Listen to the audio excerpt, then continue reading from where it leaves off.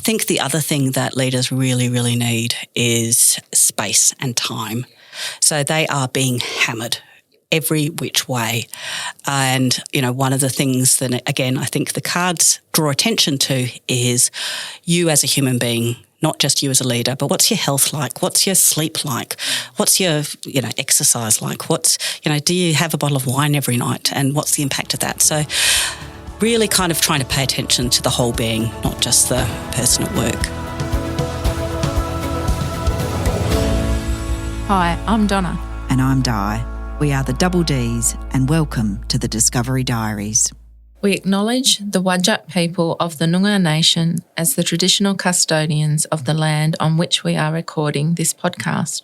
We pay our respects to the elders, past and present, and acknowledge their spiritual connection to family and storytelling.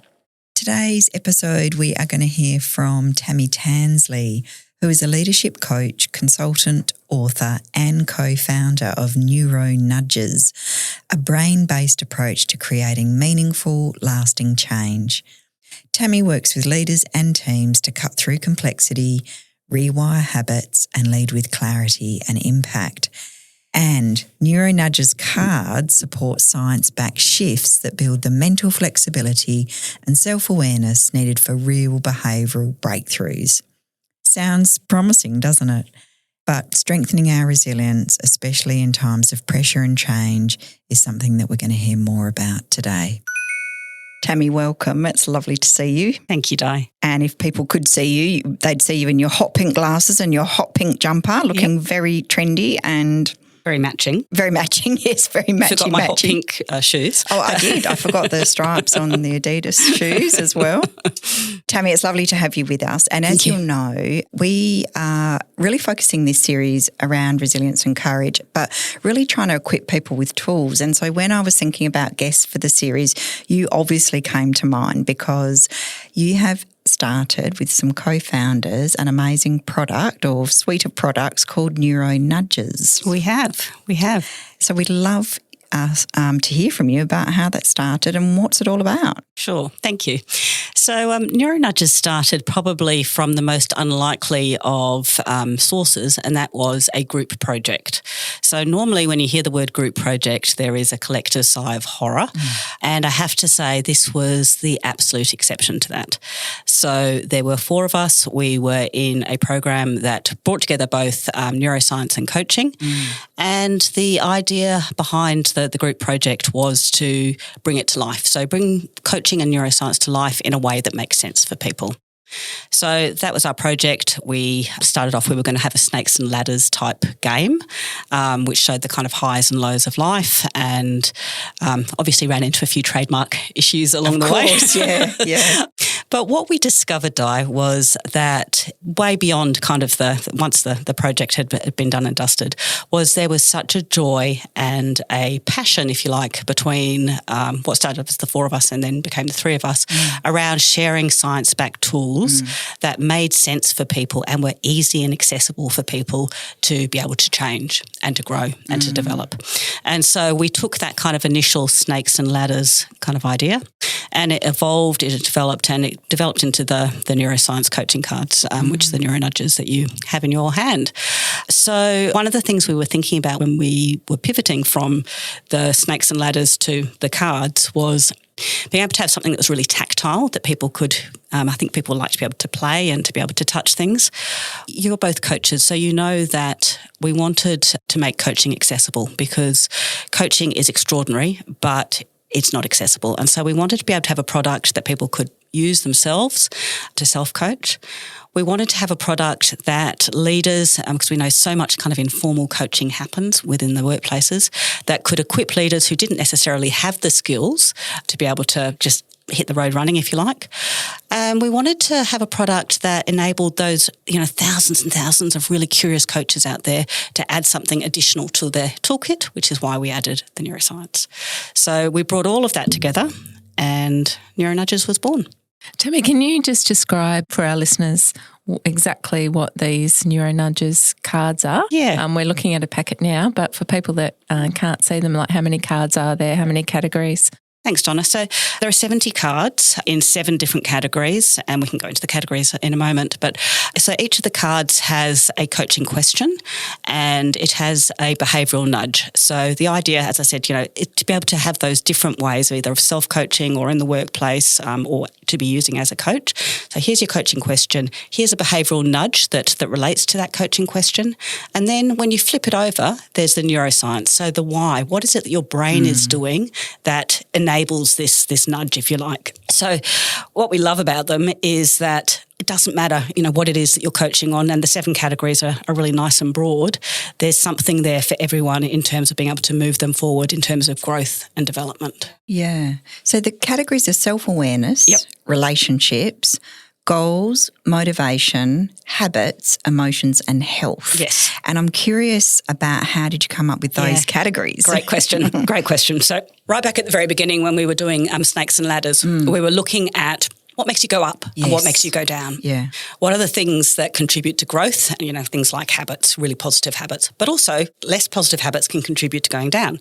Goals absolutely can contribute to you going up. We also know goals done badly can contribute to going down. Relationships, same. So all of them, we were looking at what is it that makes a rich life, if you like. Yeah. And we had our original kind of snakes and ladders checkerboard, if you like, from memory had something like 100 different categories, questions, and we started grouping them all together, and these were the categories that we came up with. Yeah. And so, what are you finding is the response in terms of if somebody was to pick up a pack, what are your customers, as it were, telling you about how they're using them and how useful they are? So I think it really depends on how they're using them. So let me talk about them from different ways. So I was just talking to a leader the other day, and they were using them as a team tool within their team. And so they used it almost as an icebreaker for their team meetings. So really nice, simple kind of, 5-minute exercise type thing. One of the things I should have said, Donna, when I was explaining about the cards is that on the back of the cards, I said there was a neuroscience. That actually gets you, there's a QR code there that gets you to the back end of our website that has a whole lot of additional resources, additional information about neuroscience, but also about coaching and about the application of it. And so this particular leader was using it almost as a kind of, lunch and learn type sort of scenario, but as an icebreaker. So we've heard lots of examples of that. We've heard one of the other things that you get when you join the Neuro Nudges community is you get access to all these different templates and resources. And so one of the templates is how to have a difficult conversation. And so I've heard of leaders who are using the cards and using our template around how to have a difficult conversation to prepare for that conversation, which is absolutely fantastic. And again, one of the things that we love about this is you don't have to go on a fancy training course. You don't have to be an accredited coach. You don't have to go and spend thousands and thousands of dollars. It's all there for you. You pick up your card, you pick up your template, and it's kind of intuitive and it's thoughtful, and it's based on the fact that we have all been in workplaces for many, many decades, and we know how this stuff kind of goes down. We have no idea what you're talking about, of course, Tammy. But I love the fact that you've used that example of how to have a difficult conversation, because I kind of think that's what it means to be human. Exactly. You have to have difficult conversations. Exactly. Sometimes the conversations are with yourself and sometimes they're with other people, but we can't avoid them, or we can avoid them, but it makes life pretty miserable if we do. And that self-coaching conversation, so, another example that we've had recently is of people doing exactly that. So, having some tricky conversations with themselves and using the cards to actually self-coach themselves through it, which, is much more difficult to hide from yourself than it is from someone else. So, really, really powerful stuff. It's a really interesting concept, actually, Donna. I was just thinking about the idea of resilience and self-coaching, and a lot of what we hear in people's stories and some of the tools that people are starting to share with us, often it is about that self-coaching. But I hadn't really thought about that as a connection to resilience, which is how good am I at doing that for myself? Absolutely. So I hear that these cards are a real opportunity for people to pick one out of the box. So if we were to pick one up and you gave us an example, what would one be for us? Okay, so I'm picking up the one from the emotions category now, and it says, in a year from now, how will your current worries be impacting you? So that's the coaching question. And then the nudge is reflect on the 3 Ps, permanence, pervasiveness and personalisation. Will it last forever? Will it affect every part of your life? Is it about you? Martin Seligman's fantastic work. And then we turn to the neuroscience, and we know that a strong sense of agency and self-efficacy can boost resilience by helping one adapt and overcome obstacles and by encouraging growth and development. So we've got the coaching question, really making us think about it. We've got the kind of the science with the positive psych stuff from Seligman, and then we've got our neuroscience. Yeah, really, I love that example. I know in my own life, that's one of the reasons I've called my small business Donna's Balcony Views, because when you're involved in a difficult situation like I have been recently, you get so caught up in it, and it's only if you step outside of it on the balcony, yes, or as you say, kind of think, in a few years' time, you would have got through this. I never would have guessed my situation would last, nearly 3 years. But it is really, really interesting. I think it's such a useful way of clearing up some of the clutter in our minds. And look, some things, may well be affecting us in a year's time or 2 years' time, but perhaps they're the things that we should be focusing on, as opposed to the myriad of the thousands of things that we worry about that literally probably by tomorrow won't even be applicable. Yeah, and you can focus your attention on some of these really important things and not worry so much about small things, like if there was a traffic jam or if your coffee's late and things like that. One of the things that I do, which I'm sure you both do as well, is morning pages of journaling. And, one of the really interesting things about doing that is the number of times that, I don't often go back and read it, but when I do go back and read it, the worries that I have that are so detailed and, a bit melodramatic, let's be honest, almost never come to pass. Almost never. And we're talking days, a week later or whatever. So, so much energy. So if we're talking about resilience, and we know that resilience is largely about energy and the energy that we've got to be able to do stuff, let's get rid of the stuff that we don't need to be worrying about. Tammy, I am really interested in your definition of resilience as well, because you've mentioned part of it there, which is, that finite energy. It's not about time management. It's about energy management. Yep.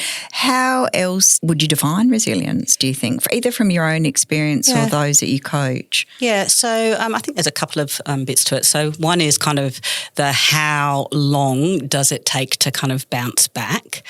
What is bouncing back to? So what's your baseline?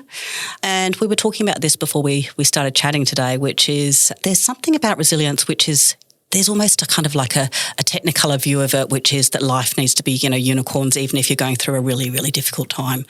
And I think the reality of that is just rubbish, to be honest. And there's something about resilience which is acknowledging, actually, I'm going through a bit of an ordinary time right now, and it is quite okay to just be doing the absolute best I can. If that looks like just kind of getting through it, that's what it looks like. Yeah, absolutely. That reminds me of the Viktor Frankl quote about, you fully face into the reality of your situation and yet, you still have hope. Exactly. But for a lot of us, I think it's actually, if I do face into it, that's going to be so overwhelming and so uncertain and so unknown.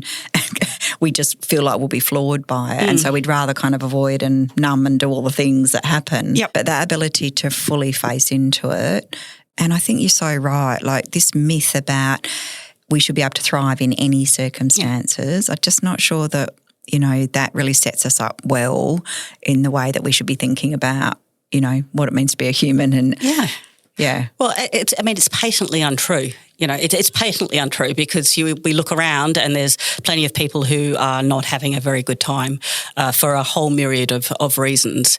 And so to kind of have this kind of, rainbows and unicorn view of life is, I think it's just unrealistic.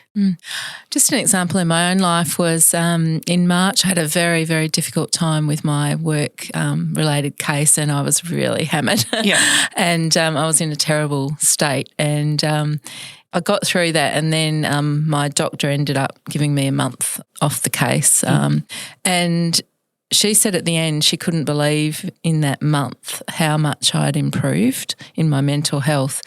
And she almost said that was kind of her definition of resilience, was the fact that having a break, I was able to recover. And she said that's because I've built up a lot of resilience over these past couple of years. And that ties in a lot with what your definition of resilience is as well, this bouncing back. But when it is a tough time, you are basically in survival mode. Yeah. So, so it's really interesting. And I think it's just being realistic about that. So, whilst you're having a tough time, are you going to be running marathons? Are you going to be having a pristine house? Are you going to be having all the stuff that we think of? Maybe not. Maybe that's your coping mechanism, and maybe so.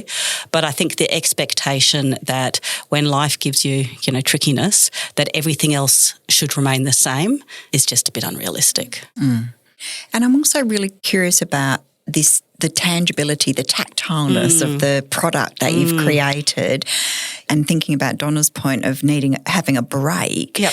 What's your stories, Tammy, of how the usefulness of having an actual physical product in our hand rather than a digital device or even a conversation? What is it about this physical product that you're finding? Yeah, that's a really great question. And it's really interesting because so many people have asked us for a digital version, and we've been a bit reluctant to go there yet. We'll talk about version 2. Sure. But I think what is really important about the tactile version is that there's something about putting something in front of you. So whether you're doing it from a coaching perspective, so you're working with a client, whether you're doing it from a leader perspective and you're working with an employee, whether you're doing it with yourself, you're putting something in front of you, and so your attention is going to that. If we're on a phone, if we're doing it digitally, certainly I have to speak for myself because my attention span is about that of a gnat, I have to say. And so, Welcome to my world, Tammy. So you're on your phone and you're doing your nice little self-coaching, and then, notification, viral reel on, kitten, and, we're down a rabbit hole. So there's something I think about just, to your point, Donna, about the break, and even if that's a micro break of we're being intentional, we're putting the cards down, we're looking at it, our attention is focused on something, we're giving our brain a break just for a few seconds to be able to think about what it is that we're actually trying to do. Yeah. This podcast is brought to you by my weekly newsletter, which is Donna's Balcony Views newsletter. This is a short weekly free newsletter that I write with the theme of building resilience and improving well-being. It contains 2 things I've experienced, 2 things I've learnt from others, such as speakers, podcasts, books or articles, and a personal story from someone else about what they do for their resilience or their well-being. What I love about your newsletter, Donna, is it's really bite-sized and it's extremely easy to read. In a couple of minutes, I've got some great resources and some little tips that I might try. And I read it this morning again, and it just gave me some idea of what I could focus on, some morning questions and some evening questions, and I'm really enjoying it. If you would like to sign up for my weekly newsletter, my free weekly newsletter, go to my personal website, which is www.donnasbalconyviews.com.au, or on Instagram at Donna's Balcony Views. And you obviously work a lot with leaders, Tammy, as I do, and I wonder, what do you think leaders need the most at the moment that would really support their resilience? Yeah, so I was thinking about this, that I think one of the biggest issues in workplaces that I observe is emotional dysregulation. And that then manifests itself in a whole lot of, unfortunately, usually unhelpful sort of ways. So I think one of the things that the Neuro Nudges cards does is really enable people to start to do that self-regulation, to really get in touch with their own emotional intelligence, which is another really critical skill, I think, and really start to build their emotional vocabulary and their emotional repertoire to really critical things. I think the other thing that leaders really, really need is space and time. Yeah. So they are being hammered. every which way. And, one of the things that, again, I think the cards draw attention to is you as a human being, not just you as a leader, but what's your health like? What's your sleep like? What's your, exercise like? Do you have a bottle of wine every night? And what's the impact of that? So really kind of trying to pay attention to the whole being, not just the person at work. Yeah, I really feel for our leaders at this stage and age of there's so much that they have to deal with, even just the changes in employment law and psychosocial safety. It's not that those things are bad, but the impact of feeling like you've got to be everything to everyone and have all the answers and cover all the bases, it's an enormous pressure, and we don't have the community around us that we once had that scaffolds some of that as well. And I wonder if you noticed that as well. Absolutely. So, I think the psychosocial thing is really interesting because so important in so many ways, but I feel like we've almost weaponised it now. And now we're saying, you have to create this environment of psychosocial safety, but we haven't address the systemic issues within workplaces that often go to psychosocial hazards. And so leaders are being tasked with creating this sort of safe workplace, rightly so. That is a fundamental part of their job.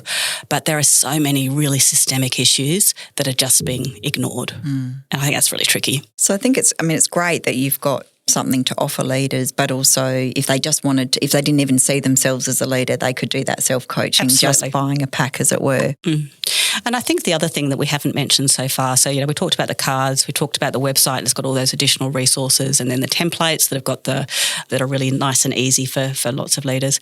I think probably the most joyous thing about Neuro Nudges is our community. So once a month we get together, and there are people from all over the world. So these people come together for an hour once a month, and we share and we talk, and it is ego-free, and it is generous, and it is compassionate, and it is all about how do we grow, how do we develop, how do we make the world a better place. So I think if I'm a leader and even if I sit on that call and I say nothing, you cannot help but come away being inspired by people going, here's a tool, have you tried this, have you thought about this, here's my example of this, all done with just generosity and compassion. It is nurturing, it is, there aren't enough kind of superlative adjectives to describe the feeling of people just coming together just to do good. Is that a Zoom meeting? It's just a Zoom meeting. Yeah. Fantastic. So just really, really lovely. And again, just thinking about how can we support people beyond just the cards themselves. Just along the lines of what you and Di have just been talking about, with it being quite difficult for leaders at the moment, do you find that leaders can be very hard on themselves? Because I find sometimes that people are a lot more lenient on other people than they are on themselves. They can be very hard on themselves. And as you said, if they're going through a difficult time, they can kind of start chastising themselves. And, so how do you find that? I think it falls into two categories, actually. I think absolutely you've got the people who do that, and they're often the ones that I, end up coaching, is because, they come because they're like, how do I make this better? And then you almost have the opposite end of the camp, which is, well, it's too hard. I'm not going to do anything about it. So it seems to be quite polarising, I think, would be my observation. And Tammy, I'm curious as well about, we've talked a bit about the sort of product and the outcomes that it brings, but I imagine you've had to start a business, a mini business here, maybe not even a mini one, maybe it's going to be much bigger than that, and there's great ambitions, and I'm curious about that. But where has resilience shown up in the business process for you as well? Yeah, good question. So all of us have our own businesses. In fact, Catherine, who's in Tasmania, has multiple businesses, one of which is a gin distillery. So is it what? A gin distillery. Oh, a gin distillery. So the best kind of business. Excellent gin she makes. So and whiskey, I think, now as well. So we've all kind of been got our own businesses, we've got our own lives. So starting a business, and I should say that the three of us now, so Catherine, Sue, and I, have never actually all met in real life. So we are. What are we in? We're kind of 18 months, 24 months into our Neuro Nudges journey, and we have done this all over Zoom and WhatsApp. So that's kind of probably resilience in and of itself, because you can imagine the communications, the miscommunications, the things that have gone along the way there. But what has been, it's been an interesting journey. So, I mean, I have never created a business that has a product. So we had to learn about printing. We had to learn about dealing with people in China. That's a whole, category in and of itself. So there were lots and lots of learnings along the way. We had another business partner initially who has chosen to move off. And, so bringing 4 people together who don't know each other, different values, different skill sets, building something and growing something enormously challenging. So we kind of navigated through that. And then, as I said, our 4th business partner elected to leave. And so that created a different dynamic for us. And we're like, okay, so where to now? What do we do with our business now? A nice dynamic in a sense that I think these trickinesses that come to life, would come to us all in life, which they do, provide a really nice inflection point for us around, do I want to keep going with this? And so a really nice kind of opportunity for us all, the remaining three of us, to look inside and say, is this something that I want to keep going? Is it giving me enough of actually what, because a lot of work, as I said, we've all got our other businesses, we've all got, busy lives outside of this. Is this something that is worth it?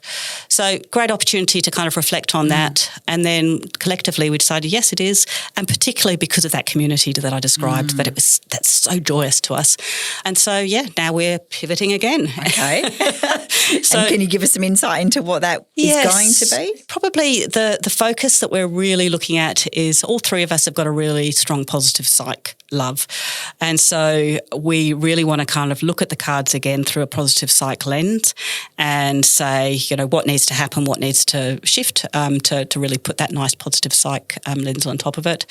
So there will be version 2 of the cards. There will be many more resources to support it. And we're really looking at how do we grow that community, because the thing that we have found is that is what makes these cards so powerful, is that you become part of something that is, you're hearing from someone in Canada, or you're hearing from someone in Switzerland about something that they're doing that you wouldn't otherwise have access to. It's so extraordinary. So so that's version 2, still kind of playing, still looking at what's worked, what hasn't worked, but really exciting times. And the bit of, I guess, one of the definitions I often hold on to came out of the resilience dynamic work in Scotland, actually, and it's about our capacity to adapt. Exactly. And respond to change. Yeah. And there you are pivoting and saying, actually, how do we embrace the learning from that and the juncture that it brings us to pause and go, is this what we really want, out of what could have been quite a difficult situation and I'm sure wasn't easy, but then also actually, where's the opportunity? Where is the opportunity? Yeah. And I love that about resilience, and I love that about, the trickiness of life, and so hard when you're in the middle of it. And I don't want to be Pollyanna, because God knows we've all been there, and there's nothing more annoying than someone saying, well, what's the good side of this? But where there is just that moment to say, what does this opportunity present? So powerful, I think. That's so interesting, Tammy.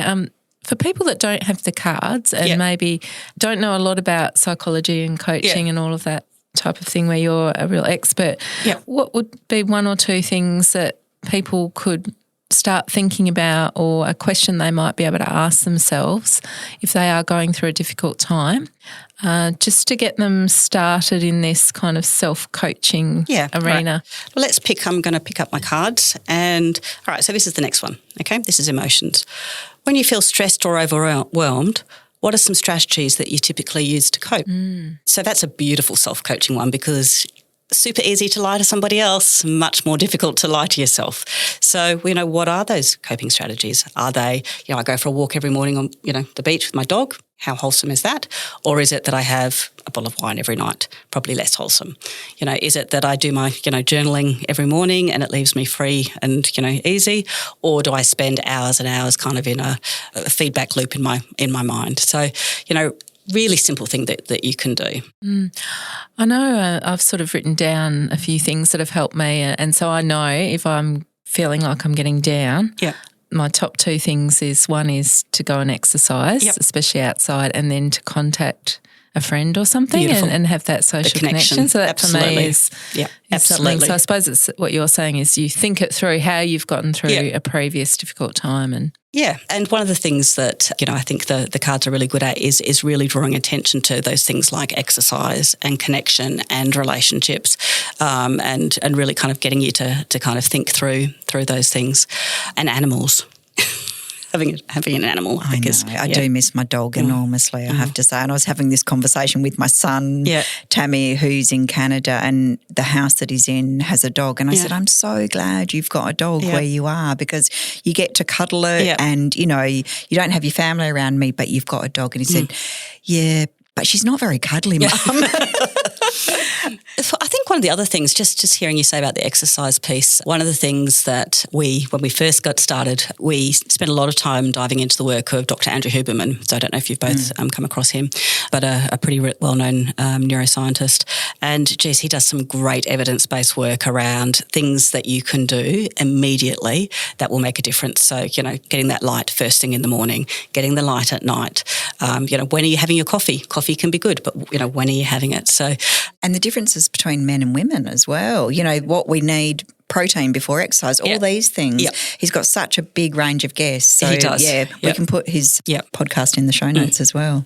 Just on the pets, I don't have pets, but I do love dogs. And I found even just walking down to the park and you can see dogs and you can see, little kids playing and I find that can be very, very good if you're having quite a difficult time as well. So it's something very small but something everyone can do really. And it's so interesting. So this is the first time I've had a dog since I was a child, so quite a few decades in between. But there's something about when you go take your dog for a walk, the way that you walk and the way that you interact with the community is so different to when you are walking by yourself.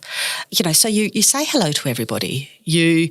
People, say, oh, your dog's cute and, cuddle the dog, whatever. There's something about connection there which is just so interesting. Whereas, my observation of people who are dogless and they're walking is they're a bit more focused. They're a bit more it's about exercise rather than about connection.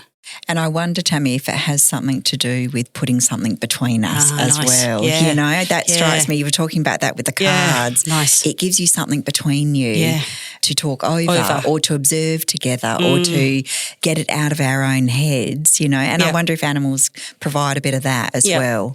And I think they're also, to your point, Donna, about the kids as well, I think there's something about joy and, observing an animal or a child just in its natural state, which is joy without all the rubbish that as grown-ups we have on us, which is a bit freeing and, quite delightful to look at really. So, Tammy, we've got so many tips in there and if we will share how people can get hold of Neuro Nudges, but thinking about resilience and thinking about Neuro Nudges and your hopes for it, what would you love our listeners to know? Is there anything we haven't talked about yet that you'd like to share? I think this is what I would like listeners to know is whether it's with Neuro Nudges or not, there is always hope. There are always, I think, even if you are going through a really pretty ordinary time in your life, eventually that time will pass.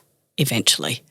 We don't necessarily know how long it's going to be, but hanging in there and having hope and availing yourself of, the myriad and myriad of resources and connection that's available. I was listening to your last guest, Ali, who was, what an extraordinary man, and just really thinking about, how do you get that connection? How do you reach out? And very, very difficult if you're in a bit of a tricky scenario. But just taking that moment as if you possibly can to see what is available out there to me to support. Yes, and we've definitely found that even with our podcast. Some of our guests have thought, they're alone in their stories, but when they've shared their stories, they said they've had a lot of people reaching out and saying they made them feel that they're not alone. Yeah. So even if you are quite isolated, you can find other podcasts. Exactly. All sorts of... I think the extraordinary thing about where we're living in this age is on the one hand, we talk about the loneliness epidemic. On the other hand, there are so many opportunities out there, aren't there? Your podcast, all the extraordinary podcasts, social media for good, not for evil, and, the rest of us as human beings. So, Tammy, we've loved having you on. Thank you so much for coming on and sharing. And we look with, hope at what is version 2 of Neuro Nudges. But at the moment, if our listeners wanted to get a discount on the current ones, what's the score then? Yes, so we will give you a discount code, which you can pop in the show notes. So fantastic. So that's 70 thought-provoking coaching questions and tips backed by neuroscience with actionable insights for sustained personal growth. Sounds pretty good to me. Tammy, thank you so much for joining us. I'm always inspired by other women entrepreneurs, Donna, who at, a certain age pivot, change or add to their business. It's so inspiring to me, and Tammy's done that. She's gone and done some personal development. It's formed this group of people who now have a product on the market, and just to hear that joy that's come through from the community that's now coming through, very inspiring. Absolutely, and it sort of reminded me of us actually, because we also had an idea about the podcast, and it's a good feeling when you have an idea, work together with someone and make it come to fruition, and that's what Tammy's done with the Neuro Nudges as well. And Donna, it's maybe a good time to reinforce it. We're up to 5,000 downloads. Yes. So I think we should celebrate that. Absolutely, and by the time people listen to this, maybe a lot more than that as well. Okay, thanks. We hope you've loved today's episode. We always enjoy bringing these to you. We'd love to grow the podcast, and one of the ways that we can do that is to ask you to like us, to follow us, to give us a review, but also just to share it with your friends and family.